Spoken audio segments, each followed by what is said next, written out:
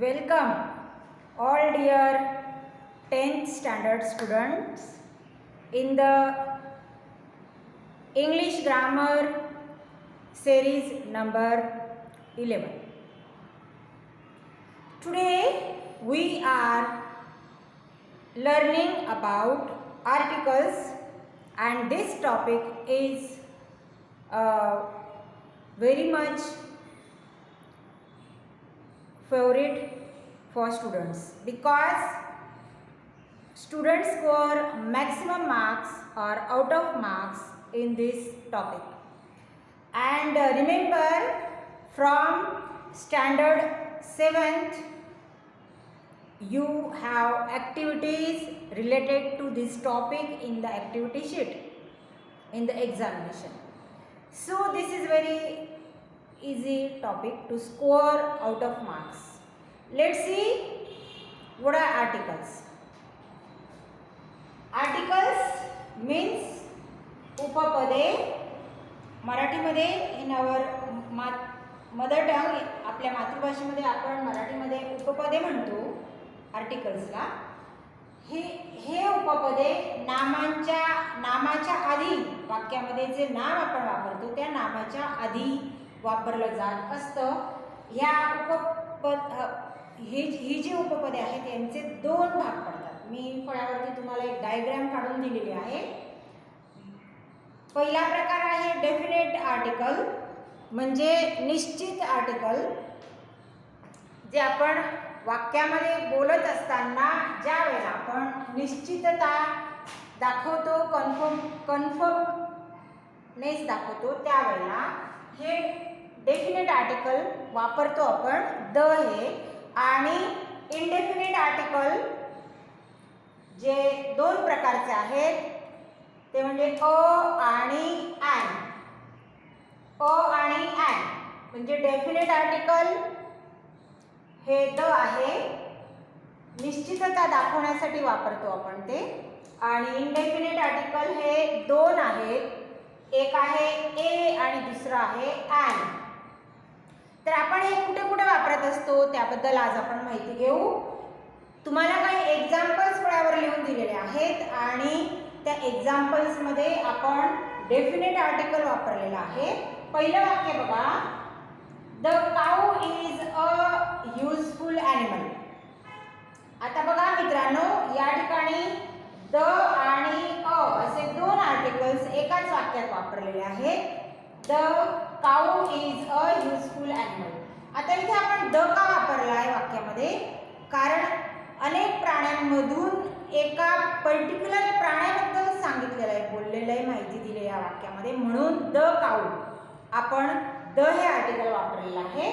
आणि a useful animal, useful animal in general काऊचं जे वैशिष्ट्य आहे ते सांगितलेलं आहे.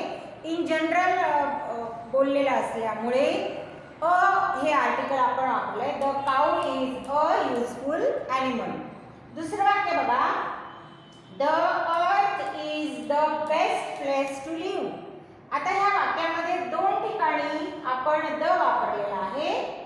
द अर्थ म्हणजे ज्या काही या युनिव्हर्सल ट्रूथच्या संदर्भात आपण वाक्य बनवतो की ज्या गोष्टी या युनिव्हर्समध्ये एकमेव आहेत.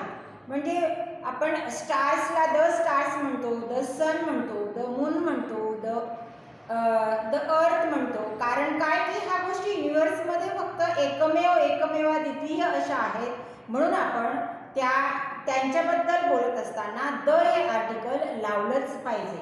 Okay, so the earth is the best place. आणि दुसऱ्या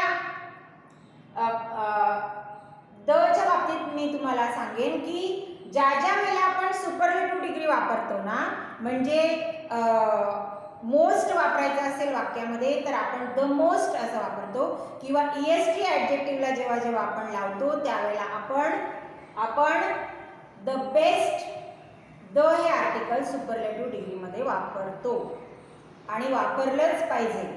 आणि आपण ते वापरलं नाही तर आपण इंग्रजी व्याकरणातल्या भाषेच्या नियमानुसार वाक्य बनवत नाही आहोत, तर आपलं हे वाक्य बनवलेलं वाक्य हे अशुद्ध वाक्य असेल किंवा चुकीचं वाक्य असेल. So the earth is the best place to live. तिसरं वाक्य बघू. The Godavari is a sacred river. आता इथे आपण दोन आर्टिकल्स वापरले, द आणि अ. आता आपण ज्याही काही नदीच्या बद्दल बोलत असू किंवा सरोवराबद्दल बोलत असू किंवा समुद्र ह्याच्याबद्दल बोलत असू किंवा आपण द हिमालयास किंवा कोणत्याही पर्वत शिखरांच्या नावांबद्दल बोलत असू, त्यावेळेला आपण द हे आर्टिकल लावतो त्या नामांना. तर the Godavari is a sacred river. आणि अ का लावलं आपण? ही जनरल रिव्हर एकच रिव्हर आहे म्हणून आपण अ लावलेला आहे. The Godavari is a sacred river. चौथं वाक्य बघू. I can play the tabla. जेव्हा जेव्हा तुम्ही म्युझिकल इन्स्ट्रुमेंटच्या बाबतीत वाक्य बनवत आहात तर ती जी नावं आहेत म्युझिकल इन्स्ट्रुमेंटची जी नावं घ्याल तुम्ही त्याच्या आधी तुम्ही द हे आर्टिकल लावलं पाहिजे. पाचवं वाक्य बघू. The Red Sea is wonderful. आता इथे आपण सी ओशन बद्दल किंवा सी बद्दल बोलत असू तरीही द आर्टिकल लावलंच पाहिजे. सहावं वाक्य बघू. The Vedas are composed in India. आता हे जे आहे वेदास हे साहित्यामध्ये एकमेव द्वितीय आहे किंवा द रामायणा. आपण रामायणा असं फक्त म्हणत नाही, महाभारत असं म्हणत नाही. द महाभारता, द रामायणा म्हणून द वेदास, द इलियड्स, होमर्स इलियड्स, त्याला द इलियड्स म्हणजे आपण जे मोठी मोठी महाकाव्य आहेत सुप्रसिद्ध जगप्रसिद्ध त्यांच्याबद्दल बोलत असू तर त्या नावांच्या आधी द हे आर्टिकल लावलंच पाहिजे. म्हणून the Vedas are composed in India.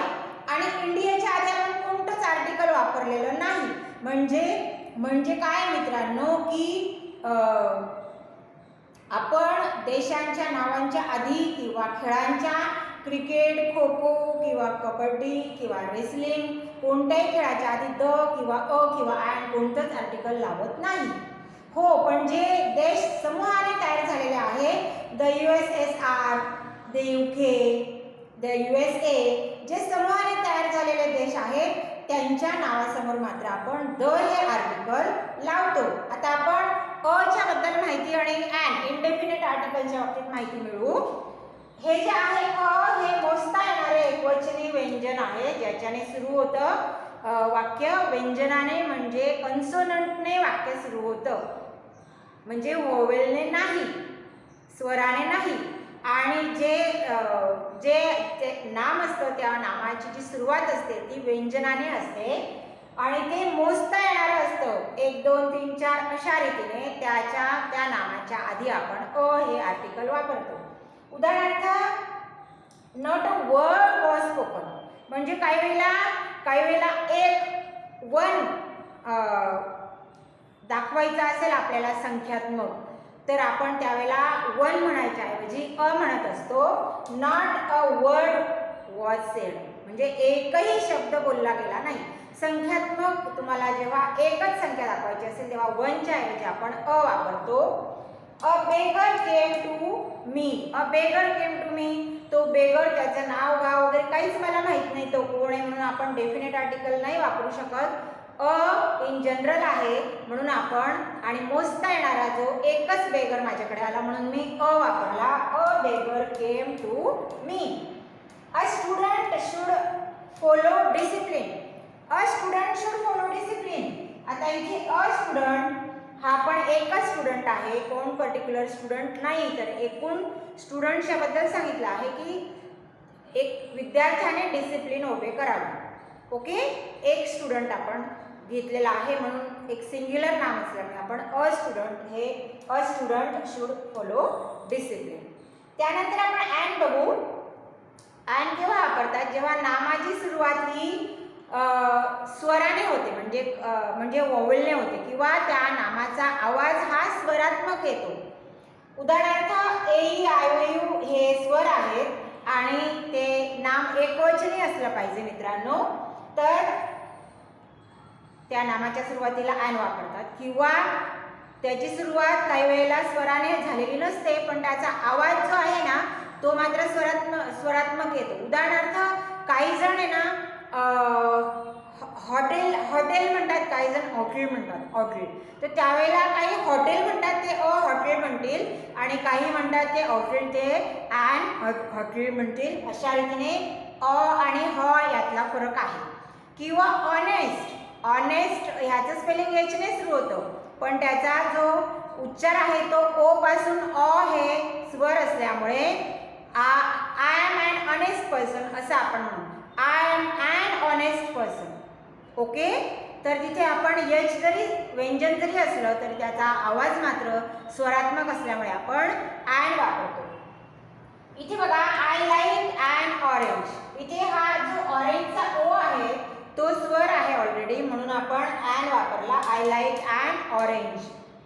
Carry and umbrella. आता अम्ब्रेला हा जो यू आहे त्याचा उच्चार काही ठिकाणी यू होतो तर काही ठिकाणी असा होतो. म्हणजे ज्या ठिकाणी तो यू होतो त्या ठिकाणी मात्र लावतात आर्टिकल, पण ज्या ठिकाणी त्याचा उच्चार होतो जसा अम्ब्रेला, कॅरी अँड अम्ब्रेला, इथे याचा उच्चार होतो म्हणून आपण अन आर्टिकल वापरलेलं आहे. पण आपण जर युनिव्हर्सिटीच्या बाबतीत वाक्य केलं तर युनिव्हर्सिटीला लागतो, अन लागणार नाही, कारण यू हे व्यंजन आहे, स्वर नाही. Carry and umbrella. त्यानंतर Riya likes and ink pen. आता इथे इंक पेन एकच आहे आणि आय हे स्वर असल्यामुळे अँड हे आर्टिकल वापरलेलं आहे. आता इथे जे मी हा जो तुम्हाला फळावर डायग्राम काढून दिलेला आहे हा असाच्या असा आपल्या वहीमध्ये कॉपी करा. हे सगळे सेंटेन्सेस वहीमध्ये लिहून काढा आणि पुन्हा भेटूया आपण अशाच रीतीने ग्रामरचं अजून स्किल शिकण्यासाठी. तोपर्यंत बाय.